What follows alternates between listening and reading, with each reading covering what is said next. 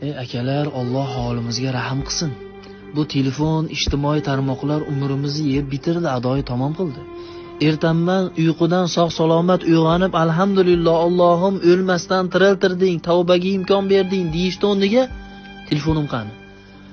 Kim telefon qildi, kim nima xabar jo'natdi, internetga video qo'ygan bo'lsa, kim nima kommentariy yozdi, kim like bosdi, nechta odam ko'rdi.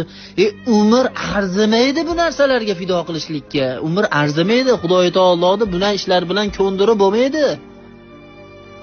Kiring bani odam mozoriga bitta nafasga muhtoj bo'lib yotganlar qancha. Allohim holi hayotga qaytarsang edi, bitta tavba qilardim. Bir marta oliy dargohingga boshiga bandaligimni izhor qilardim deganlar yotibdi. Ularga imkon bermadi. Bu telefonni birov oxiriga yetaldimi? Chiqqandan beri necha yuzta telefon chiqdi. Hech kim oxiriga yetalgani yo'q.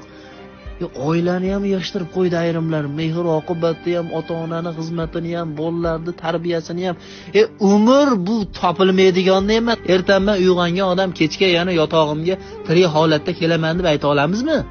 Kech payt o'ligimiz olib kelishi mumkin odamlar, ertaman kiyayotgan kiyimimiz g'assol yechib olishi mumkin. Bir tafakkur qilaylik. Dunyoga shuning uchun kelganimiz yo'q.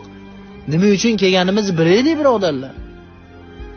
Gapirsa ayrimlar o'lcha aql, birodar, sizni bir